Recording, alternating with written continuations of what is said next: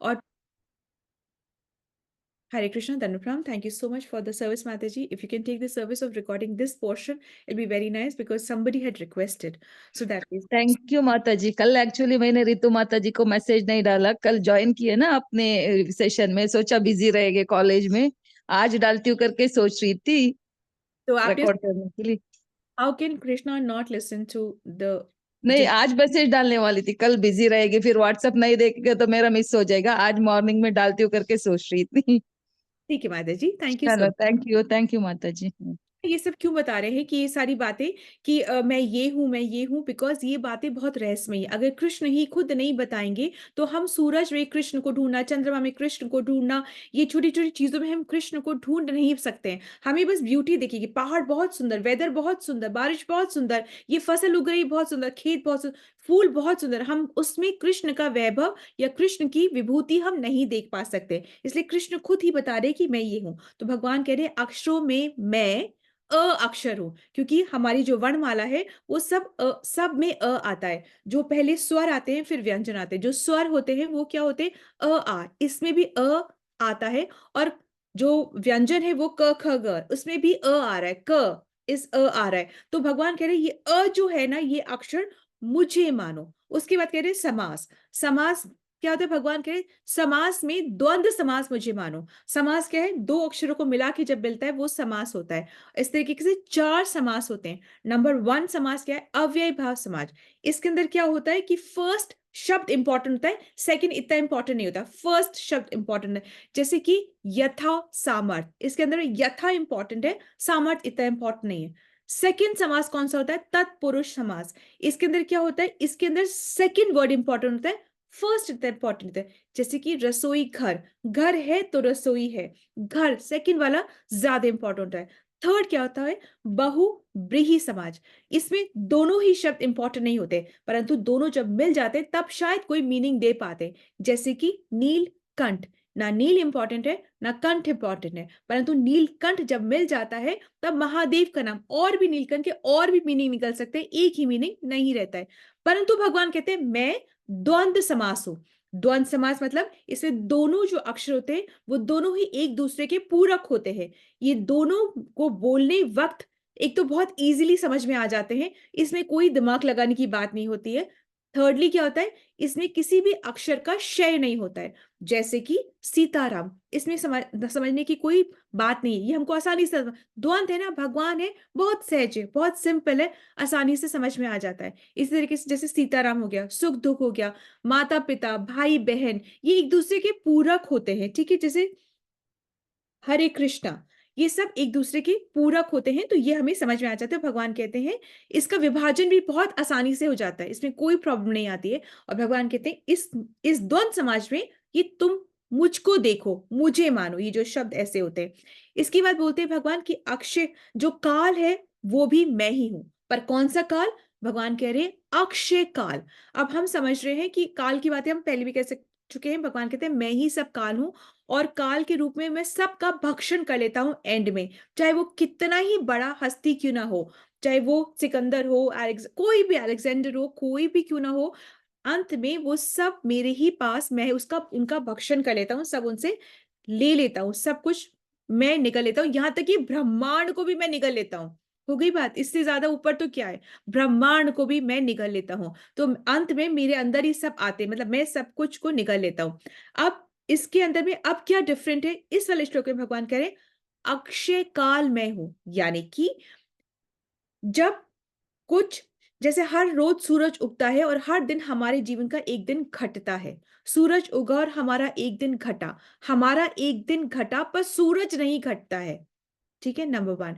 इसी प्रकार से समय के साथ साथ सब कुछ, जैसे बाय बर्थ हुआ, फिर बॉडी कितनी चेंज होती है, सब कुछ होता है। हम बच्चे से टीनेज होते हैं, फिर और यूथ में जाते हैं, और फिर हमारी बॉडी थोड़ा सा डिट्योरेट होती है और खत्म हो जाती है। तो ये सारा साइकिल चला हमारा, पर और ये काल की वजह से ही चला कि भाई उस सन में तो तुम पैदा हुए थे, ये काल की बातें हो रही ना, उस सन में तो तुम इतने सुंदर दिखते थे, अब इस सन में तुम इतने तुम्हारा बॉडी ने इतना जवाब दे दिया। तो ये सारी जो बातें हुई ना, हमने कैसे पैरामीटर कैसे हमने सोचा, हमने काल के तहत ही सब उस सबको जाना है। तो काल की वजह से हमारा ये सब हो रहा है, परंतु काल अक्षय है, वो उसका कुछ नहीं बिगड़ रहा है। और वो कौन है? वो भगवान है। भगवान कहते हैं ये अक्षय काल जो है वो मैं हूं, कि काल की वजह से सब हो रहा है पर काल को कुछ नहीं हो रहा है। तो ये जो कुछ नहीं हो रहा है, ये जो अक्षय काल है, वो मैं हूं। ठीक है, सो दैट इज इट। अब सूर्य की गति से सब बदलता है, परंतु सूर्य नहीं बदलता है। ये सूर्य को ही एग्जाम्प्लीफाई करते हैं हम भगवान के साथ में, और हम हर एक को उठा के भगवान के साथ का एग्जाम्पल नहीं देते। ठीक है, सो और जब मृत्यु आती है ना, जिस इस वक्त से ही हमें मृत्यु भी आती है। ठीक है, जो मृत्यु आती है तो एक्चुअली में जो भक्त होता है ना, वो मृत्यु से बिल्कुल नहीं डरता है, कभी नहीं डरता। उसको मृत्यु से कोई फर्क नहीं पड़ता। उसको बस क्या फर्क पड़ता है कि उसे भगवान की भक्ति करनी है, भगवान की सेवा करनी है। मृत्यु के बाद जो उसको दूसरी बॉडी मिलेगी, चाहे उसमें चले जाए तभी भी वो भगवान की सेवा मानता है, चाहे वो बैकुंठ जाए तो भी भगवान की सेवा मांगता है, और चाहे वो गोलोक चले जाए भगवान के पास तो भी वो सेवा मांगता है। बस वो ये चाहता है कि ऐसी जगह मेरा जन्म हो, अगर मुझे शरीर भी, जन्म खराब नहीं है, शरीर लेना खराब नहीं है, परंतु ऐसी जगह या ऐसी व्यवस्था में जन्म हो जहां पे मैं भक्ति कर सकूं, यही वो भक्त मांगता है। अब अगर हम कहें कि मृत्यु तो भक्तों को भी आती है और अभक्तों को भी आती है, तो इसमें ऐसे क्या डिफरेंस क्या है? भाई ये बात बताओ कि भाई भक्तों को मृत्यु ना आती हो तो हम भक्ति करें, ये बात बताओ कि भक्तों को दिक्कतें ना आती हो तो हम भक्ति करें। ठीक है, तो इसका जवाब ये है कि यस ऑफ कोर्स, भक्तों को भी मृत्यु आती है। और नॉन डिवोटीज जो होते हैं, जो कार्मी होते हैं, जो मटीरियलिस्ट लोग होते हैं, उनको भी मृत्यु आती है। पर डिफरेंस क्या है? जैसे बिल्ली जो है ना, दांत उसके वही हैं। बिल्ली को जब शिकार करना होता है तो कैसे चूहे को पकड़ के उसको मार के चीर के फाड़ के खा जाती है बिल्ली। ठीक है, परंतु जब वो अपने बच्चे को पकड़ के एक स्थान से दूसरे स्थान पर स्थानांतर करती है, दांत वही है, बिल्ली वही है, पर कितने प्रेम से पकड़ के उसको रखती है। तो इसी तरीके से भक्त और अभक्त में यही डिफरेंस होता है, चूहे का और अपने खुद के बच्चे का। ठीक है, सो इसी तरीके से ऐसे होता है, एक अनाथ को जो पनिशमेंट मिलता है वो बहुत ही ज्यादा दिल दहलाने वाला होता है, परंतु यही अगर उस बच्चे के फादर हैं, और अगर फादर किंग है, तो बात ही क्या है, फिर उसका पनिशमेंट बिल्कुल अनदेखा सा हो जाता है। Is it okay? ठीक है ना? तो यही होता है, अगर यही भक्तों की यही बात होती है कि भक्त के फादर है और फादर भी किंग है। ठीक है, भक्त भी जकड़ में आता है, पर वो जकड़ उसकी माँ के दांत के जैसा होता है। ठीक है, इतने आराम से वो मृत्यु की गोद में सो जाता है, वो नहीं डरता है। ठीक है, सो ये है। परंतु भगवान कहते हैं कि अंत ये ऐसा तब होता है जब तुम मुझे शरणागत रहते हो और अंत समय में तुम मुझे ध्यान रखते हो, तब ये इस तरीके से होता है। सो अब आगे क्या बोल रहे हैं कि just a moment.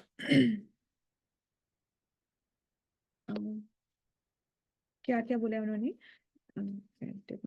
Okay, here. तो और उसके बाद में फिर लास्ट में कह रहे हैं कि मैं ही सबका पालन पोषण करता हूँ। ठीक है, मैं मैं ही सबका पालन पोषण करता हूँ, कि मैं ही सब जगह व्याप्त हूँ, ब्रह्मा के रूप में, विष्णु के रूप में, शिव के रूप में। मैं ही, मुझसे ही उत्पन्न होती, मुझ में ही आती है, और सबका पालन पोषण मैं ही करता हूँ। क्या है?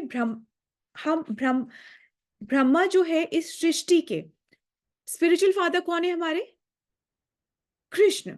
और मटेरियल फादर कौन है? ब्रह्मा। क्यों? क्योंकि ब्रह्मा ने इस सृष्टि का क्रिएशन किया है, परंतु बीज किसने दिया है? वो कृष्ण ने बीज दिया है। अब क्या है कि हम सब भी क्रिएटर्स हैं।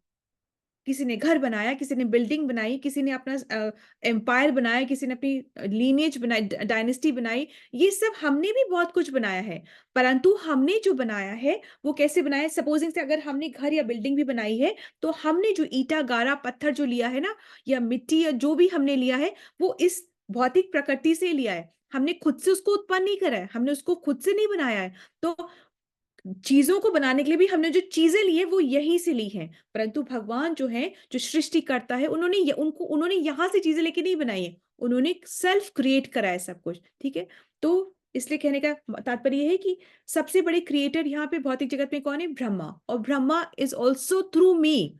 तो मैं ही सब जगह का भी करता हूँ, मैं ही क्रिएट भी करता हूँ, मैं ही मेंटेन भी करता हूँ, और मैं ही एनिलेट भी करता हूँ। So this is the understanding from today's shloka of 10.3333. Yes, Hare Krishna. So Srila Prabhupada की जय, श्रीमद् भगवद गीता की जय। थैंक यू सो मच माता जी, you can stop the recording.